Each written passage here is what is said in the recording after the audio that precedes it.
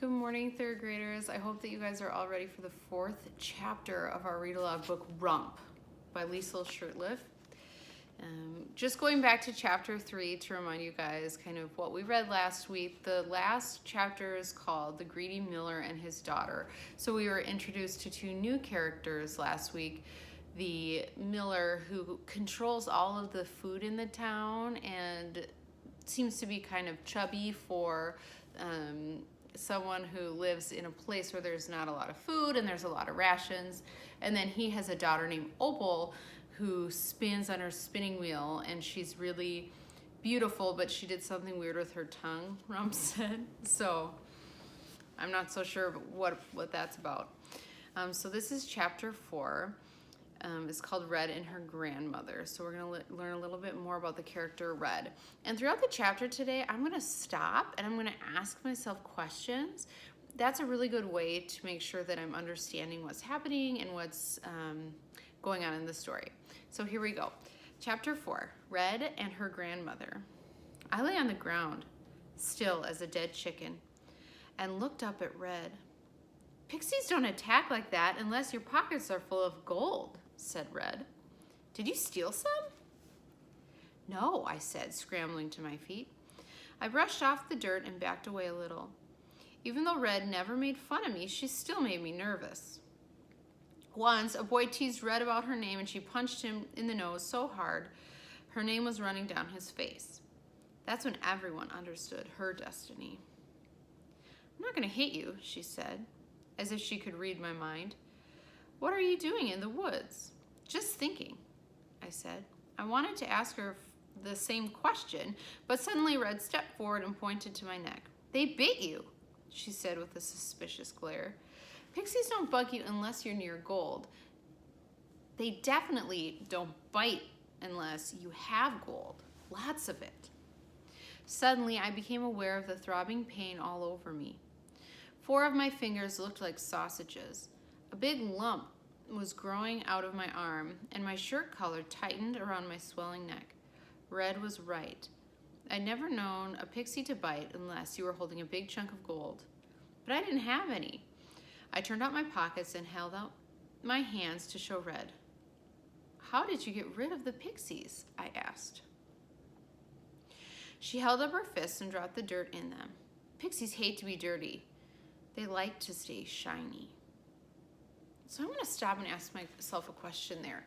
So both Red and Rump are really confused about the pixies and how they attacked Rump in the last chapter, because usually pixies only attack when there's gold around because they really love it. But Rump doesn't have any gold, so it makes me think, why are they so attracted to Rump? Why do they want to attack him so much? So that's, I'm going to see if the rest of the chapter answers our question. So Red said, pixies hate to be dirty. They like to stay shiny. I would keep a pot of dirt by my bed and by the fireplace. With the way they just attacked me, maybe I would carry a bag of dirt with me everywhere. The village bell began to chime, making us both jump. Baby's been born, said Red. Yes, I said. Soon, a gnome would run throughout the village, announcing the baby's name. After the name was spread, the villagers would talk all day about the quality of the name, the length, and the sounds. They discussed what kind of destiny the name would bestow upon the child. I hate that bell, said Red. Me too. And I hate gnomes. Me too. In my head, I always imagined the bell ringing and the gnomes shouting, Rump, Rump! The new boy's name is Rump. I wondered if Red had those same thoughts about her name. Even though it wasn't embarrassing, it made her feel different. Maybe we were both lonely because of our names. Why do we just name babies? I suddenly asked. What do you mean? Why don't we give names to the mountain or the kingdom or roads or animals or even the woods? Red looked at me funny. Those things don't need names, she said. Everybody knows that. Names hold power, and that power shouldn't be wasted on something that isn't living. A village doesn't need a destiny. But sometimes places feel alive. Sometimes they feel powerful, like they could have a destiny, just like people. Like these trees, they feel alive. They are alive, said Red. But that doesn't mean they need a name. They don't have a destiny like we do. Well, what about the village? Wouldn't it be nice to give our village a good name like Astria or Orkenleff? That way, if you wanted to go on an adventure, you could say, I'm leaving Astria at last. Or if you're coming home, you would say, oh, Orkenleff, my home. It would be like greeting a long-lost friend instead of a mountain full of metal or just dirt. And maybe it would have a destiny then. That's the craziest thing I've ever heard, said Red. But she was also smiling. I heard the gnomes in the distance shouting something in their gravelly little voices. Finally, a gnome ran past us. Furball! The name of the new daughter is Furball. Furball! Red and I stared at each other. Then we burst out laughing. We laughed and curled over our stomachs. We laughed until tears were streaming from our eyes. But then something appeared from the darkness of the trees and loomed over Red. I stopped laughing. Red still giggled until a thin, knobby hand touched her shoulder. Red looked up and squealed. A thin, bony hand reached up over her shoulder. To someone who's lurking in the woods, a thin, bony hand. I wonder who that could be. Here we go. It tells us in the next line. Granny! She looked around nervously to see who else was watching. What are you doing here? I go where I please, girl. Her voice was remarkably steady, even though she looked ancient. Her cheeks sagged past her jaw, and she was hunched over on a gnarled stick that shook under her hand. But, hold your butt, what's so hilarious? Nothing, said Red.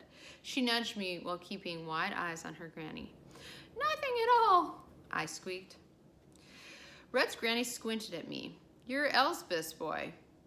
I'm her grandson. Well, how is she? A crabby old wretch still, no doubt. Yes, ma'am. I mean, no, ma'am, she's fine.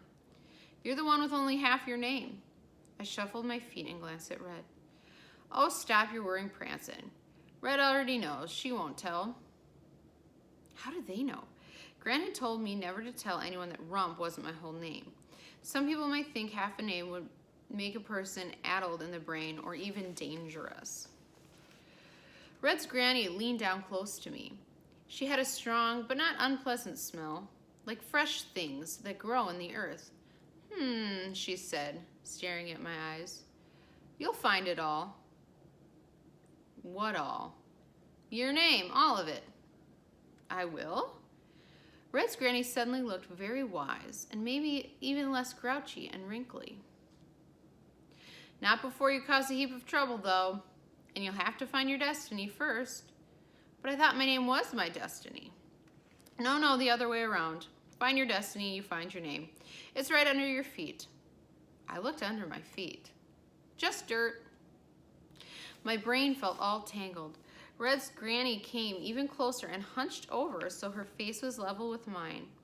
It felt like she was looking through me and around me and beyond me all at once. One more thing. She pointed her gnarled finger at me. Watch your step. What step? The old woman ignored my question and looked between Red and me. And just what were you two hawing about? Nothing, Red and I insisted for the second time. Oh, it's nothing. The new baby's name is funny to you, isn't it? Well, I wouldn't think either of you would have the right to laugh at such a name. Don't we have more right than anyone? I asked. Ouch! Red dug her heel into my foot, but her granny's mouth twitched into a smile. For someone with half a name, you're pretty smart, said Red's granny. Give Elsbeth my warm regards, crabby old wretch. I stared at the old woman as she hobbled away and disappeared in the trees. Your granny's strange. Red turned red all over and stamped her heel on my other foot. She is not. She marched off, kicking up dirt that flew in my face. At least I was safe from another pixie attack.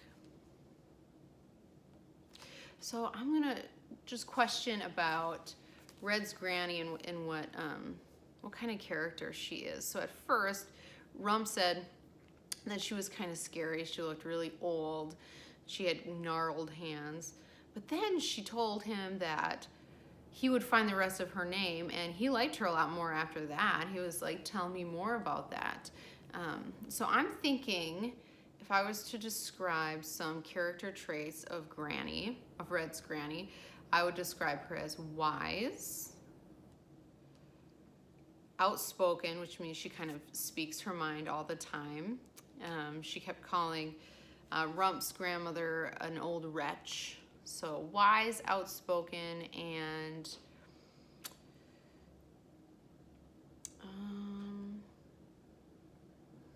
I'll keep thinking. Maybe those are two good ones for right now. Wise and outspoken. At home, I told Gran that Red's granny sent her warm regards, but left out the crabby old wretch part. Said Gran, crabby old wretch. Maybe all old women think that about each other. I lay awake that night for a long time. The old woman's words kept poking at my brain, refusing to let me sleep. She said I would find all of my name. How? I forgot to ask her how. Then she said I would cause a lot of trouble. How? She also told me to watch my step. Well, that was probably just general advice. I was always tripping. But the words that kept running through my mind over and over were, find your destiny, find your name. Where? Where was it? For some reason, I kept looking at the spinning wheel.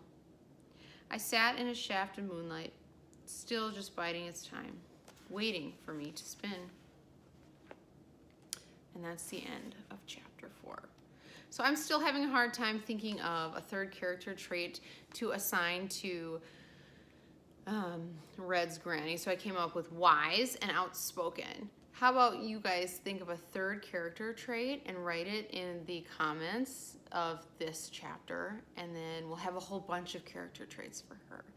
Okay, so I hope that you enjoyed chapter 4. We'll do chapter 5 tomorrow, titled Fluff to Mouse, Mouse to Mice. Have a great day, third graders.